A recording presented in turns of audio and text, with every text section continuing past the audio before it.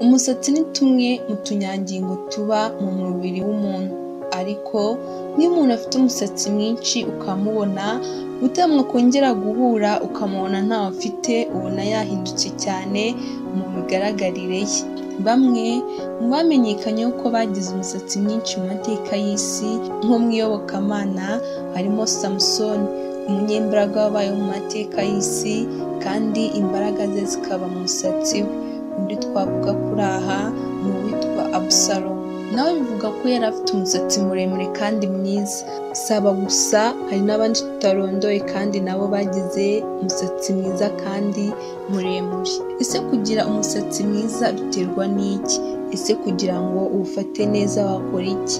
Ubundi umusatsi ufatwa nka kimwe mu bigaragaza ubwiza bw'abakobwa n'abagore. Ni nayo mpamvu akenshi ubasangana umusatsi mwinshi muremure kandi mwiza, nabo bagakora ibishoboka byose ngo bawiteho. Ese wari wabona umuntu ufite umusatsi wuzuyemo imvuvu? Wari wabona se ufite umusatsi wapfukaguritse? Ibi ni ibibazo bibangamira abantu batari bake.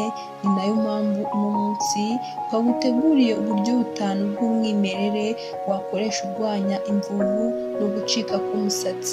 Ikaze mu kiganiro kirambuye kuri YouTube channel yacu Inzobere TV Show.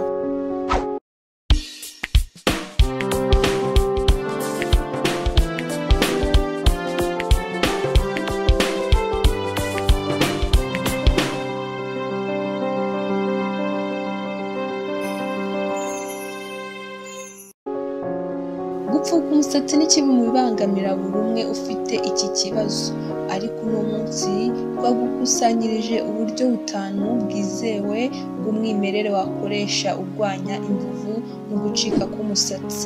Ugatira kuri subscribe wayikora maze ukunguka byinshi utaruzi, nk'uko tubikesha urubuga www.lexic.com n'urubuga m.inic.com ndetse na www.pinterest.com. Ubusanzwe indwara y'imvuvu no gucika k'umusatsi biterwa no kugira uruhu rwumagaye cyangwa gukoresha ibikoresho by'imisatsi byanduye, ibintu bitandukanye dushyiramo nk'amavuta ataragenewe gusigwamo n'ibindi. Umuntu uwo ari we wese yarwara imvuvu atitaye ku myaka afite cyangwa aho atuye, akaba ariyo mpamvu kumenya uburyo bwo kuzirinda ari ngombwa. Hari uburyo bworoshye wakoresha uri mu rugo ukivura imvuvu no gucika k'umusatsi. Aha wakwibaza ngo ni ubuhe buryo? Ese ntibuhenze? Ese burizewe? N'ibindi bibazo wakwibaza byerekeranye n'ibi ugiye kubisobanukirwa neza. Noneho mureke duhere ku buryo bwa mbere. Uburyo bwa mbere wakoresha wirinda imvuvu cyangwa gucikagurika k'umusatsi ubwa mbere ni iki ni cya aspirin. Iki ni cya aspirin. Aha ushobora kwibaza ngo gikoreshwa giti? Reka nkumare amatsiko kuri ubu buryo. Ufata ikinini cya aspirin ukagisya, ugashyira ifu muri shampoo, ugasiga mu mutwe, ukabireka iminota 5 kugira ngo byinjire mu ruhu. Nyuma yaho ugakarabamo.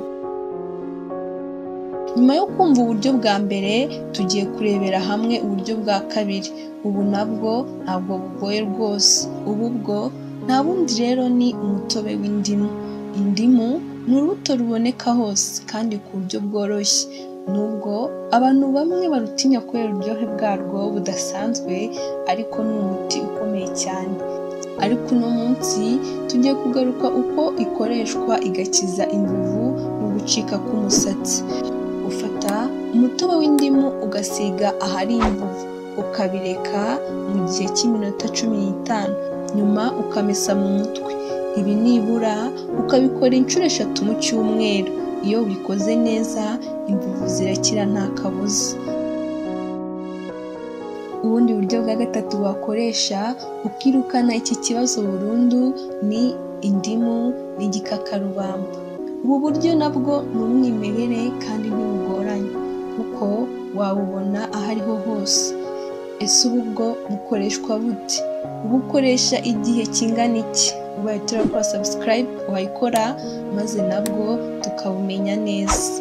Ufata igitunguru kimwe, igikakarubamba n'ikiyiko kimwe cy'amavuta ya olive, ukamura igitunguru, amazi avuyemo ukayavanga n'ayo mu gikakarubamba, warangiza ugasigamo ikiyiko cy'amavuta ya olive. Urwo ruvange ukarusiga mu mutwe ukabirekeramo mu gihe kiri hagati y'iminota 15 na 20.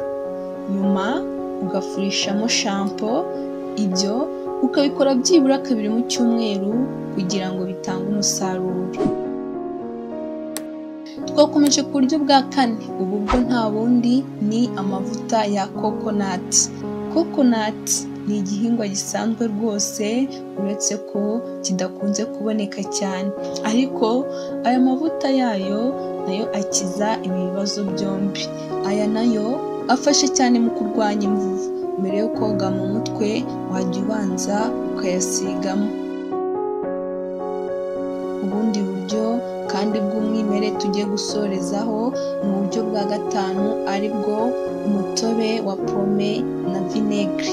Ibi nabyo biraboneka cyane kandi kubitunganya ntabwo bigoranye, dore uko bigenda.